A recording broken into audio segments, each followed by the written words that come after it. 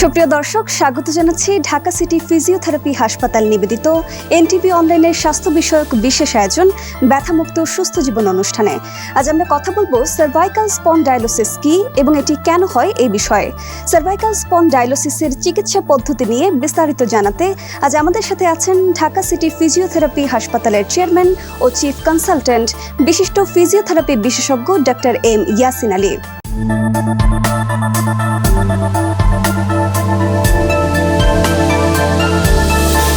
Sir, আপনাকে স্বাগত আমাদের অনুষ্ঠানে।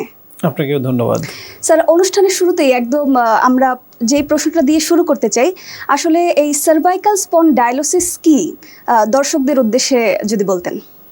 ধন্যবাদ। আসলে সার্ভাইকাল স্পন্ডাইলোসিস হচ্ছে স্পাইনের যে গঠন, সেই গঠনটাকে যদি একটু আস্তে আস্তে ক্ষয় হয়ে যায়, যখন এটাকে আমরা বলি স্পন্ডাইলোসিস। যেমন আমরা ধরে নিই যে এটা একটা গ্রিক ওয়ার্ড, স্পাইন এবং লোসিস এই দুইটাকে একসাথে করা হয়েছে। লোসিস মানে ক্ষয় হয়ে যাওয়া। তো স্পাইনের যখন ক্ষয় হয় সেটাকে আমরা স্পন্ডাইলোসিস বলি। তো এটা একটা ন্যাচারাল প্রসেস। যেমন দেখা যায় যে আমাদের বয়সের সাথে সাথে চুল পাকে, হাড়ের ঠিক তেমন ক্ষয় হতে থাকে। এটা প্রকৃতির নিয়ম।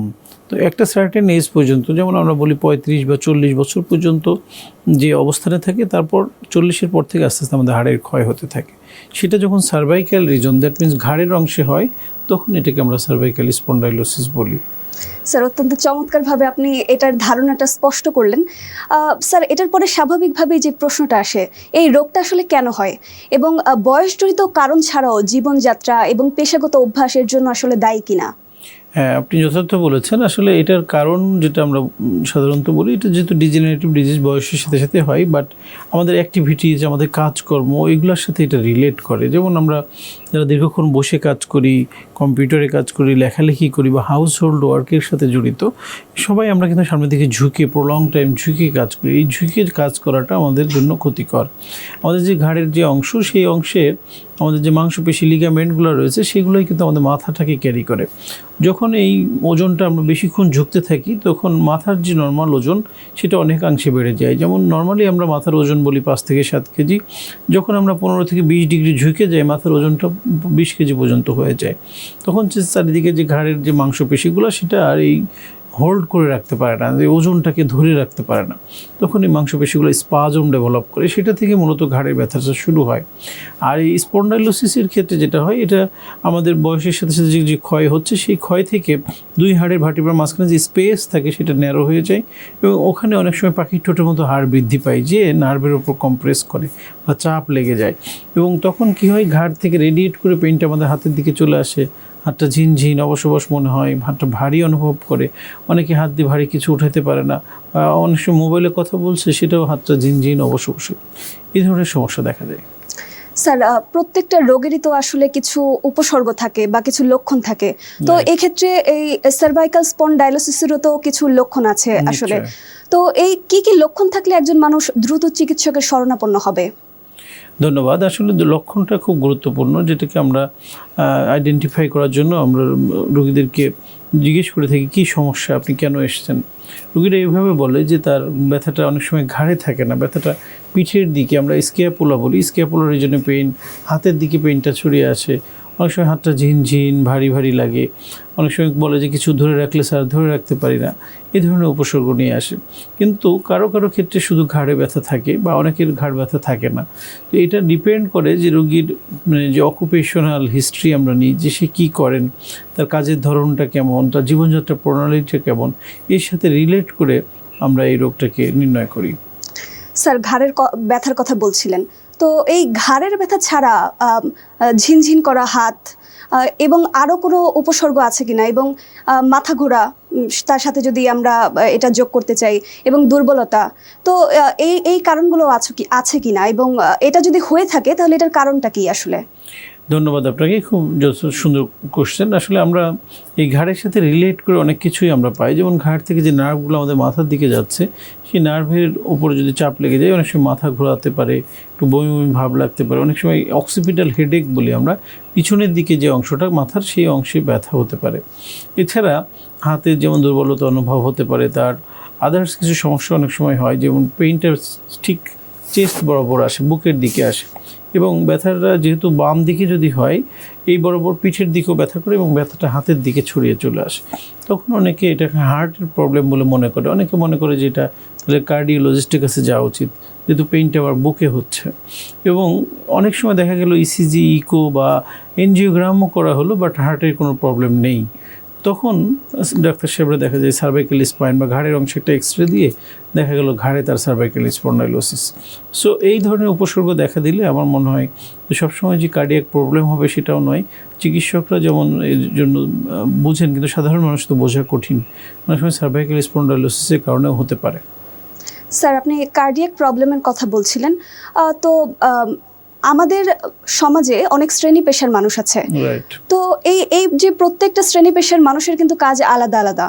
তো এই যে শ্রেণী পেশার মানুষ আছে তাদের কাজ যে আলাদা, তো এই ক্ষেত্রে কারো হয়তো মোবাইলে কাজ করতে হয় বেশি, কারো কম্পিউটারের সামনে কাজ করতে হয় বেশি, দীর্ঘ সময় বসে থাকে, তো তাদের মধ্যে এই রোগটা হওয়ার ঝুঁকি বেশি কিনা?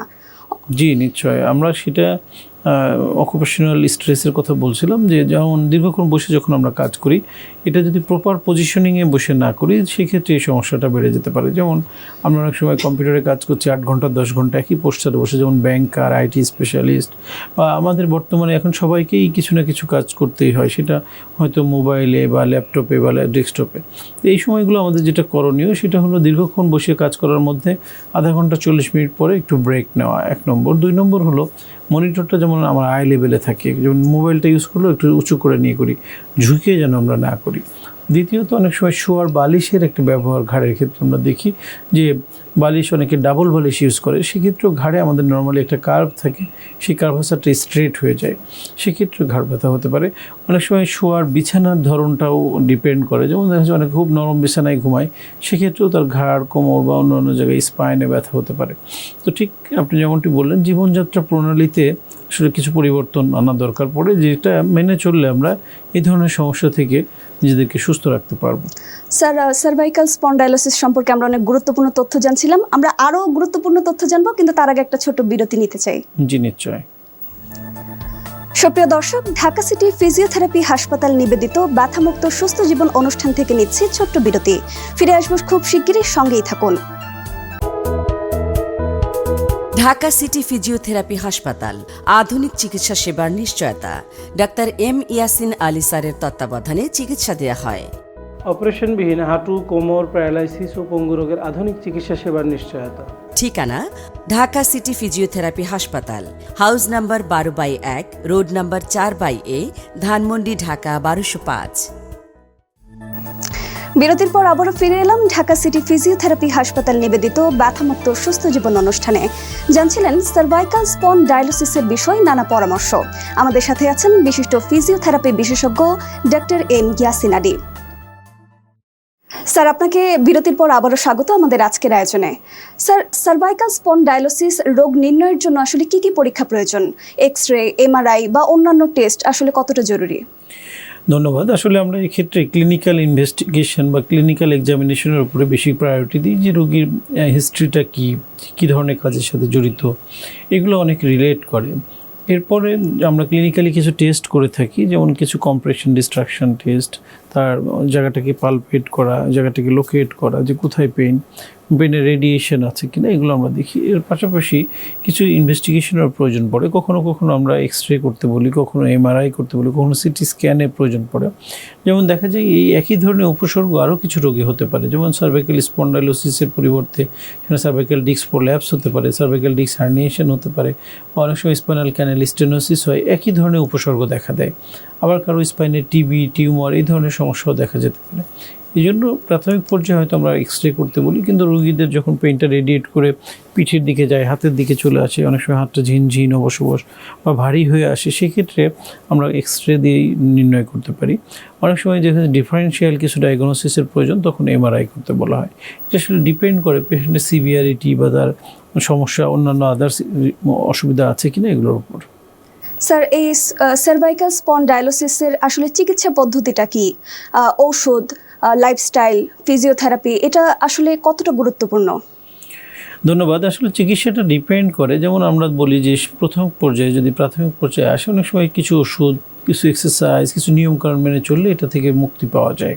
কিন্তু যখন জিনিসটা সিভিয়ার হয়ে যায়, মাইল্ড টু মডারেট কেসে, সেক্ষেত্রে আমরা বলি যে তার ওষুধের পাশাপাশি ফিজিওথেরাপি খুবই গুরুত্বপূর্ণ ভূমিকা পালন করে। যেমন এক্ষেত্রে যেটা হয়, দুই ভার্টিব্রার মাঝখানে স্পেসটা ন্যারো হয়ে যায়, অনেক সময় পাখিটার মতো হাড় বৃদ্ধি পেয়ে নার্ভের উপর চেপে যায়। এই জিনিসগুলা শুধু ওষুধে কিন্তু সমাধান করা যায় না, এই জন্য ফিজিওথেরাপির মাধ্যমে এই জিনিসটাকে আমরা সমাধান করে দিতে পারি, তাহলে দীর্ঘমেয়াদী রোগীটা ভালো থাকতে পারে। আর দেখা যায় যে অনেক সময় এটার ক্ষেত্রে অনেক সময় সার্জারিরও প্রয়োজন পড়তে পারে, যদি খুব সিভিয়ার স্টেজে চলে যায়। সার্ভাইকাল স্পন্ডাইলোসিসে সাধারণত সার্জারির প্রয়োজন পড়ে না, বাট যদি ডিস্ক হার্নিয়েশন হয় বা ডিস্ক প্রোল্যাপস হয় বা সেখানে স্পাইনাল টিউমার আছে, সেক্ষেত্রে অবশ্যই সার্জারির প্রয়োজন পড়তে পারে। এক্ষেত্রে আমরা বলি যে একটা সমন্বিত চিকিৎসার দরকার, যেমন কিছু ওষুধ, ফিজিওথেরাপি, এক্সারসাইজ, জীবনযাত্রা পরিবর্তন এখানে খুবই গুরুত্বপূর্ণ। যেমন আমরা যদি ট্রিটমেন্ট নিচ্ছি আবার স্বাভাবিকভাবে আগের মতো করে ব্যাড পোস্টারে বসছি, দীর্ঘক্ষণ বসে কাজ করছি, জার্কিং হচ্ছে, ঝাঁকি লাগছে, তাহলে জিনিসটা কিন্তু আবার রিকারেন্টলি দেখা যাওয়ার একটা চান্স থাকে। এই জন্য বলি যে আমরা একটা সমন্বিত চিকিৎসা, যেমন ওষুধ, ফিজিওথেরাপি, এক্সারসাইজ, তার নিয়মকানুন মেনে চলা, এগুলো যদি স্বাভাবিকভাবে করে তাহলে রোগীরা ভালো থাকতে পারে। স্যার, আমরা অনেক গুরুত্বপূর্ণ তথ্য জানছিলাম, আমরা আরেকটু জানতে চাই ফিজিওথেরাপি এই ক্ষেত্রে আসলে কতটা গুরুত্বপূর্ণ, এবং কেউ যদি নিয়মিত ব্যায়াম করে সে কি আসলে অপারেশন ছাড়া সুস্থ থাকতে পারবে বা সুস্থ থাকা সম্ভব? ধন্যবাদ আপনাকে। আসলে এই রোগে ফিজিওথেরাপি মূল চিকিৎসা আমরা বলে থাকি। যেমন এই রোগে যেটা হয়, তার ডিস্ক স্পেস ন্যারো হয়ে যায়, ওখানে নার্ভের উপর কম্প্রেস করে সেটাকে রিলিজ করার জন্য আসলে সাধারণত অপারেশনের ইন্ডিকেশন থাকে না, এটা সাধারণত ফিজিওথেরাপির মাধ্যমেই কারেকশন করা যায়। তবে দেখা যায় যে অনেকে ফার্মেসিতে যায়, ওষুধ খায়, দীর্ঘমেয়াদী ওষুধ খায়, যখন ওষুধ খায় তখন তার সাময়িকভাবে ব্যথাটা কমে যায়, বন্ধ করলে আবার পেনটা চলে আসে। কিন্তু এই যে দীর্ঘমেয়াদী ব্যথানাশক ওষুধ তার লিভার, কিডনির মতো গুরুত্বপূর্ণ অঙ্গগুলোকেও বিকল করে দিতে পারে। এই জন্য দর্শকদের বলবো যে এই ধরনের সমস্যা হলে দেরি না করে একজন ফিজিওথেরাপি বিশেষজ্ঞের পরামর্শ নিতে পারে। সেক্ষেত্রে উনি একজন চিকিৎসকের কাছে যখন যাচ্ছেন তাকে অ্যাসেসমেন্ট করে একটা সঠিক গাইডলাইন দেওয়া, কিছু কিছু ক্ষেত্রে অনেক সময় কিছু ওষুধের প্রয়োজন পড়ে, সেটা নেওয়া, ফিজিওথেরাপি, নিয়মকানুন মেনে চলা, এক্সারসাইজগুলো রেগুলার করা, এই চারটা জিনিস সমন্বিতভাবে করলে এই রোগীরা সুস্থ হতে পারে। তো আমরা আমাদের দেশের প্রেক্ষাপটে যেটা দেখি, বিশেষ করে সিনিয়র সিটিজেনরা এই ধরনের রোগে আক্রান্ত হন, তো ওনারা সাধারণত আরও কিছু রোগের আক্রান্ত থাকে, যেমন ডায়াবেটিস থাকে, উচ্চ রক্তচাপ থাকে বা কোলেস্টেরল বেশি থাকে। সেক্ষেত্রে এমনিতে ব্যথানাশক ওষুধ দীর্ঘমেয়াদী খাওয়া যায় না, সেক্ষেত্রে তার ডায়াবেটিসের জন্য তো এমনিতেই লিভার, কিডনির উপর একটা আলাদা প্রেশার থাকে।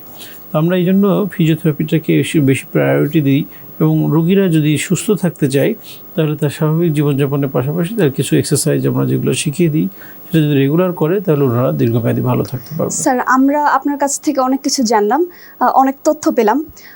স্যার, আসলে এই ক্ষেত্রে এই সার্ভাইকাল স্পন্ডাইলোসিসের ক্ষেত্রে আমরা ব্যায়াম করেও যদি সুস্থ থাকা সম্ভব হয়, কিন্তু এমন কি কোনো ক্ষেত্র আছে যেখানে আসলে অপারেশনটা খুবই দরকার, মানে অপারেশন করতেই হবে?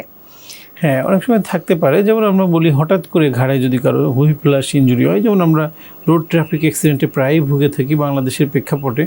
দেখা যায় যে আমরা হঠাৎ করে একটা অ্যাক্সিডেন্টের শিকার হলাম, স্পাইনাল কর্ড ইনজুরি হলো, এই ধরনের সমস্যায় সার্জারির প্রয়োজন পড়ে। কিংবা ডিস্ক প্রোল্যাপসটা যদি খুব বেশি হয়ে যায়, হাতটা প্যারালাইসিসের মতো হয়ে গেছে, হাতে কোনো শক্তি পাওয়া যাচ্ছে না, সেক্ষেত্রে অনেক সময় ইমিডিয়েট সার্জারির প্রয়োজন পড়তে পারে। কিন্তু নর্মালি ইউজুয়ালি 90 to 95% কেসেই সার্ভাইকাল স্পন্ডাইলোসিসে ফিজিওথেরাপি এবং ওষুধ এবং নিয়মকানুন মেনে চলা, এই কয়েকটা জিনিস সমন্বিতভাবে করলে সুস্থ হওয়া যায়। স্যার, অনেকেই কিন্তু অপারেশনে আসলে ভয় পায়, তো এই ক্ষেত্রে এই অপারেশনটা কতটা ঝুঁকিপূর্ণ? হ্যাঁ, সার্ভাইকাল রিজনে অপারেশন আসলে অনেক ঝুঁকিপূর্ণ, কারণ এখানে সবচেয়ে যেটা গুরুত্বপূর্ণ সেটা হলো ভেগাস নামে একটা নার্ভ আছে, যেটার মাধ্যমে আমরা শ্বাস প্রশ্বাস নিই। তো সেই শ্বাস প্রশ্বাসের যে মাংসপেশিটা, সেটার শুরুটা আমাদের ঘাড় থেকে। যদি কোনো কারণে এই ঘাড়টা যদি প্রপারলি অপারেশনটা সাকসেসফুল না হয়, সেক্ষেত্রে অনেক সময় ব্রেথলেসনেস বা শ্বাসকষ্ট হয়ে রোগীরা মারা যেতে পারে, বা চার হাত পা প্যারালাইজড হয়ে যেতে পারে, কারণ ঘাড়ের অংশ থেকেই পুরো স্পাইনটা আমাদের হাত পায়ের দিকে ছড়িয়ে গেছে। সো দেখা যায় যে এটা খুবই একটা রিস্কি এরিয়া, এটা অবশ্যই একজন বিশেষজ্ঞ বা দক্ষ চিকিৎসকের অধীনে করতে হবে। তবে অনেক সময় যদি খুব মাইনর ইন্ডিকেশন থাকে বা মেজর যদি সমস্যাটা না হয়, সেক্ষেত্রে সার্জারি করা হয় না। কিন্তু যারা যদি একান্ত ইন্ডিকেশন থাকে, সেটা যদি প্রপার নিয়ম মেনে করা হয়, সেক্ষেত্রে অনেক সময় রোগীরা দীর্ঘমেয়াদী ভালো হয় বা অনেক ভালো থাকতে পারে। স্যার, আমরা দেখতে দেখতে একদম অনুষ্ঠানের শেষ পর্যায়ে চলে এসেছি। যাওয়ার আগে শেষ প্রশ্ন, তো সাধারণ মানুষ আসলে এই রোগ প্রতিরোধে কি কি পদক্ষেপ নিতে পারে? এটাই সবচেয়ে গুরুত্বপূর্ণ। আসলে আমাদের উদ্দেশ্যও তাই, আমরা চাই যে মানুষ সচেতন হোক। আমরা যদি রোগটাকে প্রতিরোধ করতে পারি তাহলে কেন আমরা অসুখে ভুগবো? সো এই জায়গাটায় একটা নেগলিজেন্সি আছে, আমরা সাধারণ মানুষ এটা মেনে চলতে চাই না। আমরা যখন রোগাক্রান্ত হই তখনই যে চিকিৎসকের শরণাপন্ন হয়, কিন্তু এর আগে যদি আমরা একটু সচেতন হই, নিয়মকানুন মেনে চলি, যেমন দেখা যায় ঘাড়ের ক্ষেত্রে আমরা বলি যে একটু ঝুঁকে কাজ করার পরিবর্তে একটু স্ট্রেট হয়ে কাজ করা, মনিটরটা আই লেভেলে নেওয়া, সামনের দিকে ঝুঁকার পরিবর্তে যেমন আমরা কিছু কাজ আছে যে আমাদের আসলে আলটিমেটলি ঝুঁকতেই হয়, নিচে যাওয়া, নামাজের মতো বসা। তো কিন্তু ঠিক অপোজিট সাইডে আমাদের কিছু এক্সারসাইজ করতে হয়। সেটা যদি একজন নিকটস্থ ফিজিওথেরাপি বিশেষজ্ঞের পরামর্শ শিখে নেন তাহলে এই রোগ থেকে প্রতিরোধ করা যাবে। এছাড়া যদি আমরা বলি খাদ্য খাবার, এনভায়রনমেন্ট, এগুলো কিন্তু জরুরি। যেমন আমরা যে ক্যালসিয়াম, ভিটামিন ডি এই সমৃদ্ধ খাবার যদি আমাদের খাদ্য তালিকায় রাখি, সেটা আমাদের বোনসের হেলথ ভালো রাখে। এছাড়া আমাদের যেমন বলছিলাম, শোয়ার সময় আমরা যদি ডাবল বালিশ ইউজ না করি বা সিঙ্গেল বালিশ ইউজ করি কিন্তু সেটা খুব পাতলা, সেটাও ক্ষতি করে। এই জন্য আমরা বলি মিডিয়াম সাইজের একটা বালিশ, যার অর্ধেকটুকু মাথা নিচে, অর্ধেকটুকু ঘাড় নিচে, এগুলো মেনে চলা। এছাড়া দেখা যায় যে আমরা যখন ফ্রিকোয়েন্টলি ট্রাভেল করি, যখন জার্নি করি বা খুব জার্কিং হয়, ঝাঁকি লাগে, এইসব ক্ষেত্রে গলায় একটা আমরা সার্ভাইকাল কলার ইউজ করতে বলি। সেগুলো যদি সঠিকভাবে মেনে চলে এবং নিয়মিত এক্সারসাইজ করে শরীরের ওজন নিয়ন্ত্রণে রাখে, আমরা দেখতে পাই যে বেশিরভাগ রোগী দীর্ঘমেয়াদী ভালো থাকতে পারে। স্যার, সার্ভাইকাল স্পন্ডাইলোসিস সম্পর্কে আজকে আপনি আমাদের অনেক কিছু জানালেন, এই জন্য আপনাকে অনেক ধন্যবাদ। আশা করি দর্শকরা আজকের এই আয়োজন থেকে অনেক কিছু জানতে ও বুঝতে পেরেছেন। আপনাকেও ধন্যবাদ। প্রিয় দর্শক, ঢাকা সিটি ফিজিওথেরাপি হাসপাতাল নিবেদিত ব্যথামুক্ত সুস্থ জীবন শুধুমাত্র একটি অনুষ্ঠান নয়, এটি একটি সচেতনতার যাত্রা। আপনার শরীরের প্রতি যত্ন নিন, প্রয়োজনে বিশেষজ্ঞের পরামর্শ নিন। আজকের মতো এখানেই শেষ করছি, আবার দেখা হবে পরবর্তী পর্বে নতুন কোনো স্বাস্থ্য বিষয়ক আলোচনা নিয়ে। ততক্ষণ ভালো থাকুন, সুস্থ থাকুন, নিরাপদে থাকুন। শুভকামনা সবসময়।